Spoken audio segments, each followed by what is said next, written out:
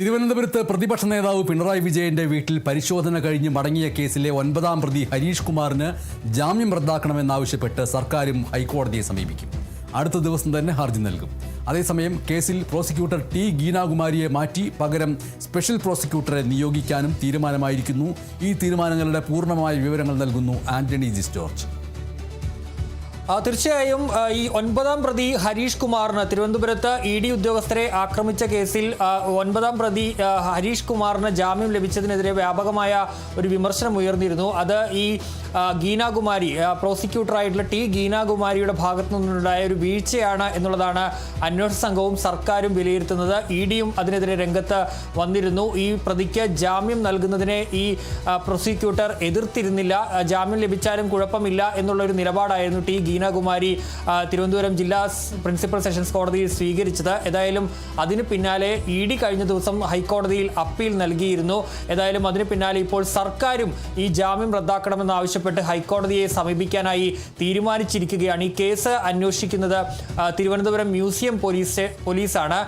ഇന്നിപ്പോൾ Thiruvananthapuram museum police സ്റ്റേഷനിലെ SHO director general of പ്രോസിക്യൂഷനുമായി കൊച്ചിയിലെത്തി കൂടിക്കാഴ്ച നടത്തിയിരുന്നു.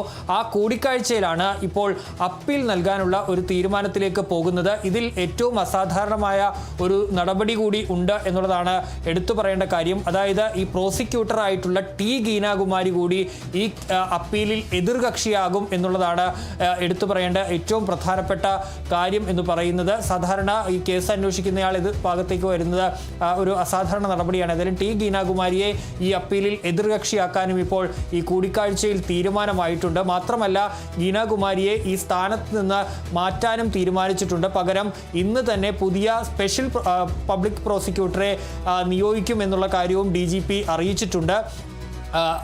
നാളെ 2 ജാമ്യാപേക്ഷകൾ തിരുവനന്തപുരം ജില്ലാ പ്രിൻസിപ്പൽ സെഷൻസ് കോടതിയുടെ പരിഗണനയിൽ വരുന്നുണ്ട്.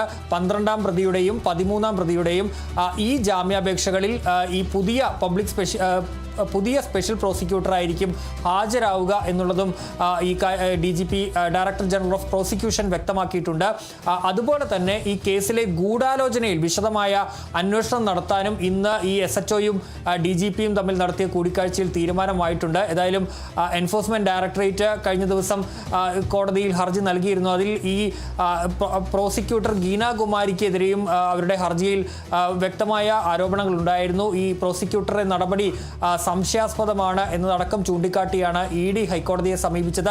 സമാനമായി തന്നെ പ്രോസിക്യൂട്ടറെ എതിർകക്ഷിയാക്കിക്കൊണ്ട് ഹൈക്കോടതിയെ സമീപിക്കാനാണ് ഇപ്പോൾ സർക്കാർ തീരുമാനിച്ചിരിക്കുന്നത്. ഇന്നലെ അന്വേഷണ സംഘം തിരുവനന്തപുരം ജില്ലാ പ്രിൻസിപ്പൽ സെഷൻസ് കോടതിയിൽ തന്നെ ഈ ഒരു കറക്ഷൻ പെറ്റീഷൻ അല്ലെങ്കിൽ ഈ ജാമ്യം റദ്ദാക്കണമെന്നാവശ്യപ്പെട്ട നേരത്തെ ജാമ്യം നൽകിയ ഉത്തരവ് തിരുത്തണമെന്നാവശ്യപ്പെട്ട ഒരപേക്ഷ നൽകിയിരുന്നു. അതിൽ ഈ തെറ്റായ വിവരങ്ങളുടെ അടിസ്ഥാനത്തിലാണ് ഇത്തരത്തിൽ ഈ ജാമ്യം നൽകിയത് എന്നുള്ളതായിരുന്നു ആരോപണം എന്ന് പറയുന്നത്. ഏതായാലും ആ അപേക്ഷ പോലീസിന്റെ അപേക്ഷ നിൽക്കുമ്പോഴാണ് ഇപ്പോൾ സർക്കാർ ഹൈക്കോടതിയിലേക്ക് തന്നെ പോകുന്നത്. നാളെ ഇപ്പോൾ 12ാം പ്രതി 13ാം പ്രതി എന്നിവരുടെ ജാമ്യാപേക്ഷകളുണ്ട്. ആ കേസിൽ ED നിലവിൽ കക്ഷി ചേർന്നിട്ടുണ്ട്.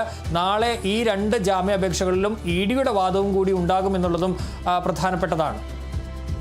തിരുവനന്തപുരത്ത് പ്രതിപക്ഷ നേതാവ് പിണറായി വിജയന്റെ വീട്ടിൽ പരിശോധന കഴിഞ്ഞ് മടങ്ങിയ കേസിലെ 9ാം പ്രതിയും CPIM നേതാവുമായ ഹരീഷ് കുമാറിന് ജാമ്യം റദ്ദാക്കണമെന്നാവശ്യപ്പെട്ട് സർക്കാരും ഹൈക്കോടതിയെ സമീപിക്കുമെന്ന വാർത്തയുടെ വിവരങ്ങളാണ് ആന്റണി നൽകിയത്.